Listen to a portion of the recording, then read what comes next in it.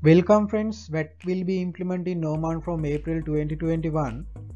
In this video I am going to talk about VAT registration. It means how to register your firm, what are the requirements and threshold and those things, and how to file your VAT returns. It means what are the required details should include in your returns.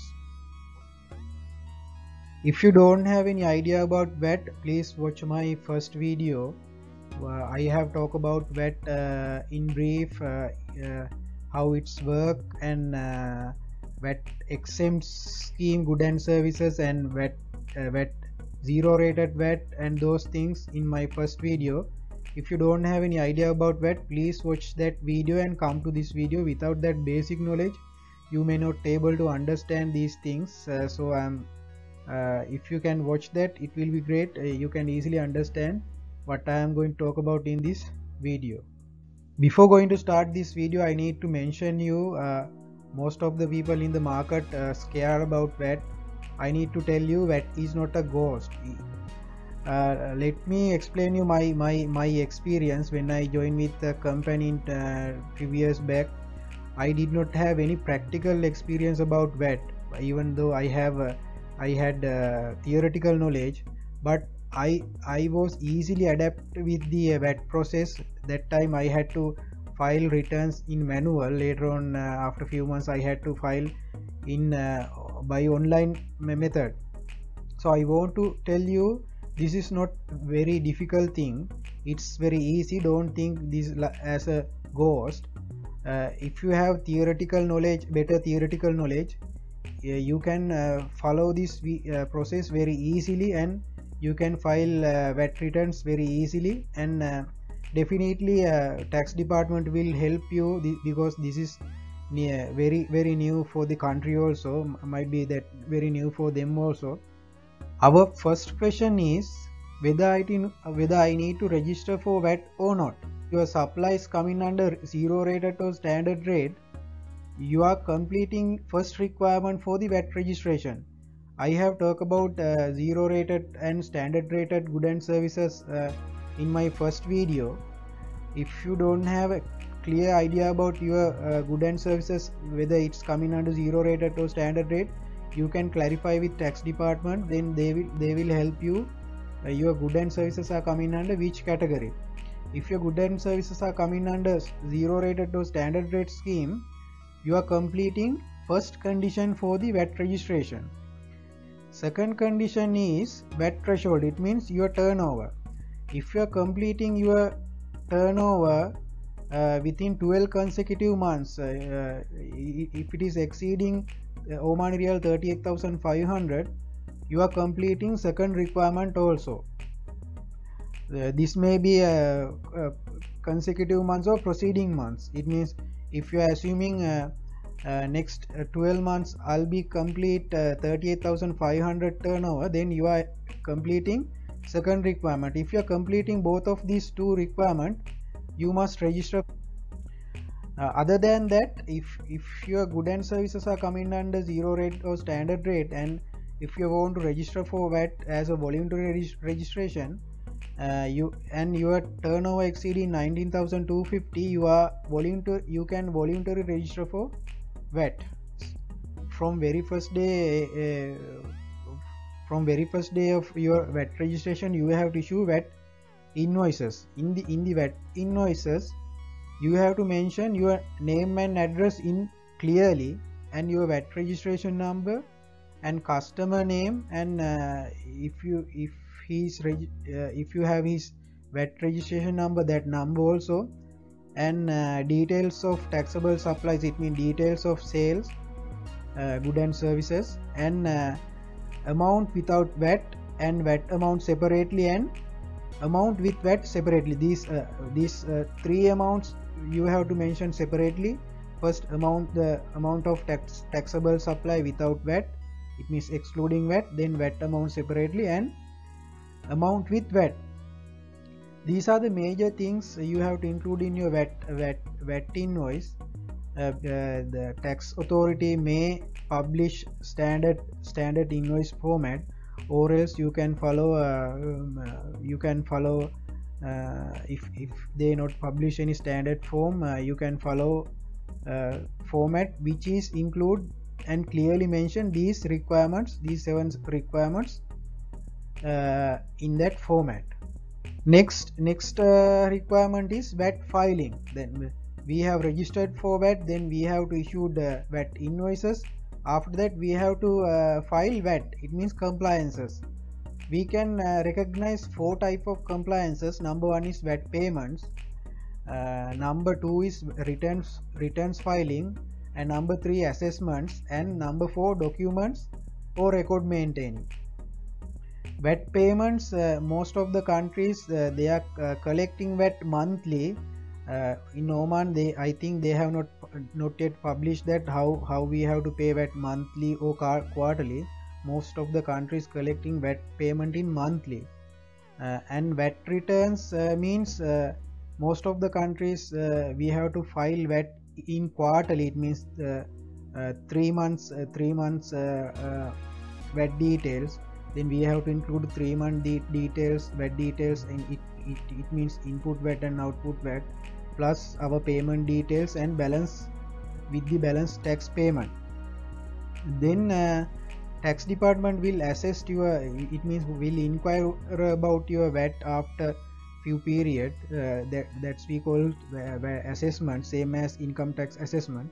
Then we are liable for the record maintaining for certain period that is clearly mentioned in the VAT law. In the VAT return we can recognize these details. Number 1 is VAT input VAT, it means VAT payments on our purchases. Then number 2 is output VAT, it means VAT collected from our sales. Then credit note, it means returns of sales. And then debit note details, it means returns of purchases. And if they ask separate details for government supplies, we have to mention that also. These are the major 5 points, major 5 information categories with what we have to include in the VAT return. Most of the countries when they implement VAT, they were going with manual filing. Later on they have converted that to online filing. If we have to file VAT by manual, they will issue a standard format what we have to follow for return filing, same as final return filing. It means income tax filing format what we are currently use. Here I have mentioned, here I have given a detail sheet about input VAT. It means what VAT we have paid on purchases. We can maintain this kind of Excel sheets. Here for input VAT I have mentioned serial number and invoice date, purchase invoice date and invoice number, and supplier TIN number, it means basically VAT number, and name of the supplier, and description of goods, value of purchases without VAT, and VAT amount. We can maintain these kind of format for the record of input VAT. Then we can easily reconcile these details, and we can easily compute our input VAT easily for the final return. Then you have to collect all of these original invoices, and you have to confirm whether these people are registered for VAT or not, because some people may issue VAT invoices without registering for VAT. If the tax authority if they found that, they will disregard this input VAT, then you have to bear this cost. Therefore you have to confirm whether these suppliers actually registered for VAT or not. Then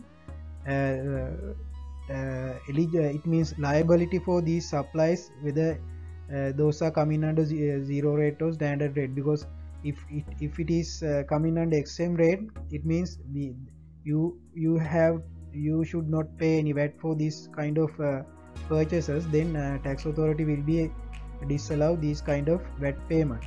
These are the things what you have to consider, what you have to think about your input VAT.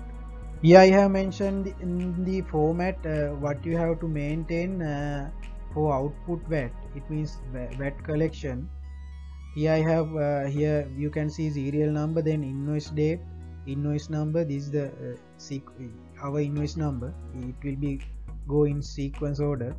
Then purchaser's TIN, purchaser's TIN number, and purchaser's name, and these details of supplies and supply value without VAT, and then VAT amount. This is the format what you can maintain for the output VAT. Here you can easily you can put 5% double checking column here, and easily can put 5% to cross check whether this amount correct or not. Then here easily you can easily cross check your collected VAT amount with this sales amount. Here I have mentioned a format for credit notice. It means sales returns. You can use this format for credit notes. Here I have mentioned serial number, then TIN number, then purchaser's TIN number, then invoice date and invoice number, then credit note number. Because this may the tax authority may ask this credit note for which invoice. Then if you maintain this kind of format, you can easily produce those information.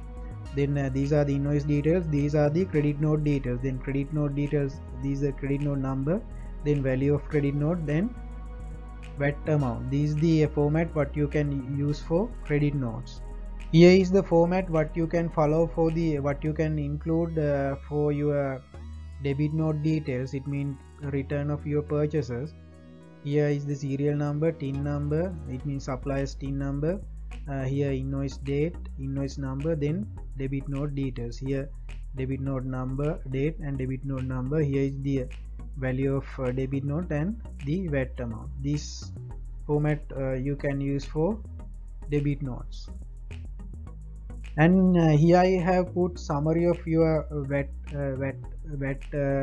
return. It means VAT computation. You can see your output VAT. Here I have put VAT exclusive amount and VAT amount. Output VAT, you may have all of these three category supplies which are coming under all of these three categories: standard rate supply, zero rate supply and exempt supply.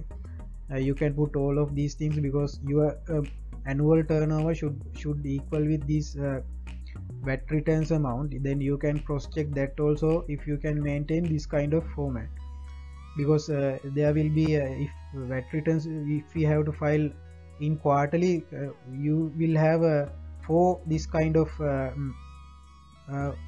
for reports. Then value of total of those four returns should match with your annual turnover.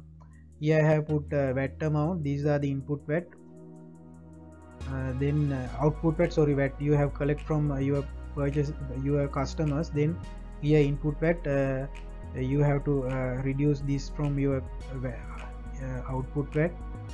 Then here VAT credit notes and VAT debit notes. Here I have put summary. Your output VAT total you have collected 7,500 as per this one and as per the previous summary. And your input VAT you can deduct from this from your collections. I have deducted that 5,500. Then VAT on credit, it means credit notes, you can deduct that also. Then debit notes, you have to add that. Finally you have to pay this amount as your VAT payment. It means basically difference between your collected VAT and your VAT payments. This is the amount what you have to pay end of the computation. This is the summary of return filings. I think you might have a brief idea about this returns filing and registration. Thank you for watching my video.